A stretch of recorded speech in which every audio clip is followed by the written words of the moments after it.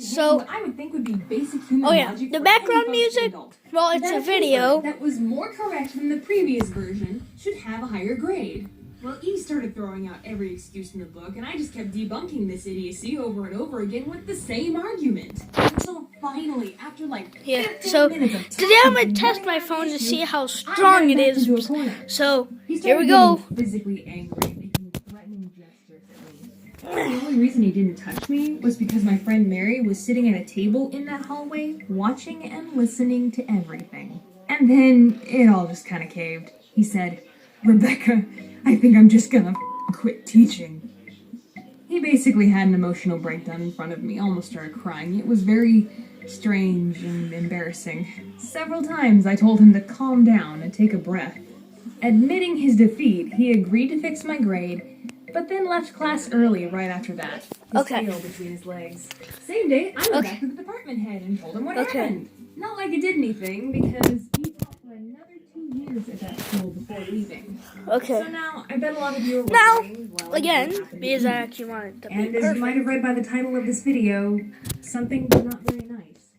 Something very unfortunate, actually. I'm actually excited to feel this video later because for some reason my body wants to feel anxiety. It was pretty shocking what I read. So He had been teaching communications at a different university when he murdered someone in one state, fled to another state, and shot himself during a police standoff. Kind of hard for me to add anything more to that. I mean, a man that my gut told me was dangerous ended up being dangerous. Though I will say, it is a rather chilling notion. I was standing in a hallway poking a would-be murderer with a stick over a paper. And I do sometimes wonder how differently that situation would have turned out if I didn't have a witness. Alright, explainers and entertainers, sorry for that downer of an ending, but that is the story of the worst teacher that I've ever had. But if you have a funny bad teacher story, then let me know in the comment section below. This has been this will be the final fall, and my phone isn't cracked. If I, excuse me, if I did it on a concrete, then it would crack, but luckily I think I have a screen saver or something. Yeah, I think I have a screensaver. So, well, screen protector. I like to call it the screen protector, and, some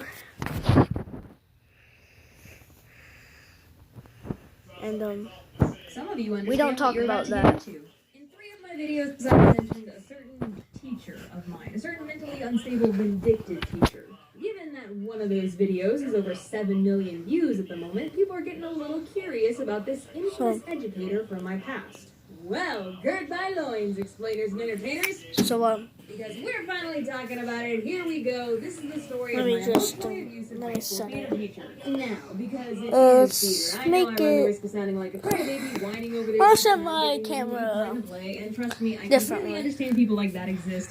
I've been in theater a long time. But I like to think that this story has more to do with me being in an Why did I say no thank you to a spot I can't I'm not a talk? martyr here. I guarantee others have had it far worse. Is but that a this woman good did her spot? damnedest. We'll call her Medusa, and fun fact number I one, that know. was her actual nickname, and she wore it like Let me a turn freaking on badge the of honor. fan. No joke. She put up a sign on the backstage door that said, "Keep out, beware Medusa." Boy, that should have been a warning in more ways than one. Okay, so I met Medusa my first year of high school. She was the only teacher running the entire theater department, so no matter what type of theater class you took, Also, she would be teaching it. She also right on this wall, I used to have a Doritos bag taped to the wall. You're catching my drift. Don't ask me. Don't ask me. Also, that loan, we don't talk about that. Let's just, okay. Socially awkward. Oh my god, my phone ran from me. To put it bluntly. But when I stepped onto a stage, I was a completely different person. I could be strong and brave, confident and clever. I could show the world what I was made of. Performing was my release, my therapy. I guess that's why I didn't immediately take a powder when I learned how crazy this theater teacher was. I was holding out for that one big part, that one chance to show everyone what I could do. And believing this plan was the key to what I wanted. Okay. That won't lead Okay, actually, this is okay. The last one before I actually do one. This might be dangerous. Don't try this at home. I might survive or not. Prepare the F in the comments if I die. Or just get knocked out. And because of her volatile nature, Can it you was a guys gamble see? anytime you needed to ask her Okay. a question or ask for help. Sometimes she'd be decent enough, and then Okay. sometimes she'd blow up in your face for wasting her time with a dumb question. Ask someone else. It would take me a stupid amount of time just to work up the courage to ask her a question before chickening out and finding a different way around my problem. Though I think one of the most frustrating things about Medusa was her favoritism. Plain and simple, if you weren't one of her favorites, there was a very low chance of you getting a big part in a play.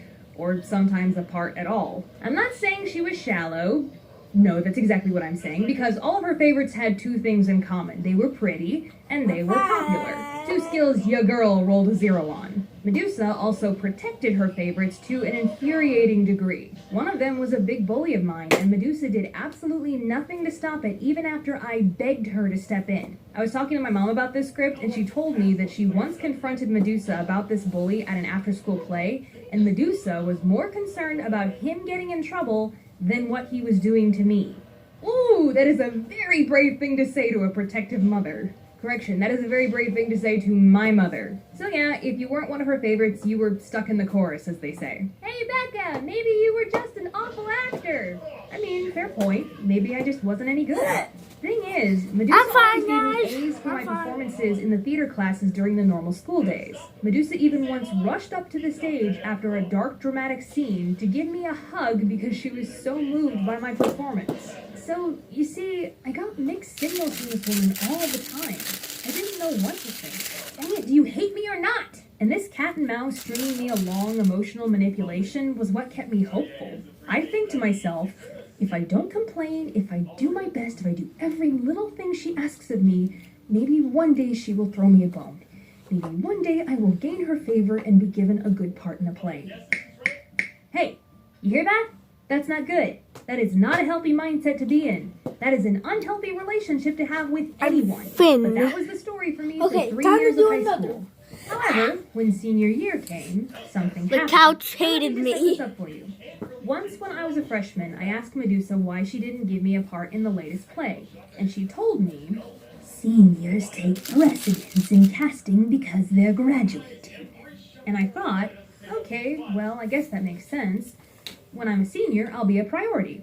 Come senior year, pretty much all of her favorites had graduated, and the only 2 senior actors left were me and this one other guy. In fact, a very large portion of the club had either graduated or left, so pickings were pretty slim that year for willing participants. Anyways, we were going to do the comedic play Noises Off. And in that show, there is a role called Dottie meant for an older woman who needed a Cockney accent and had a boy-toy love interest. Hilarious. So naturally, being the oldest girl in the theater department, having a plump, middle-aged looking body, being able to do a pretty great Cockney accent, and being a senior meant that the stars were finally aligning in my favor. And the day before the audition, I was hanging out in the theater club room, and I told another student that I was hoping for the part of Dottie, and Medusa overheard. She looked right at me, smiled, nodded very obviously, and gave me a big thumbs up. Gee, Becca, it sounds like your chances of getting this part are pretty good. I know, right? That's what I thought too. But gosh golly darn it, call me M. Night Shyamalan because this story has a twist.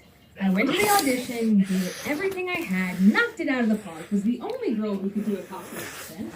But the next morning, Medusa posted the cast on the bulletin board, and nothing. She didn't even cast me.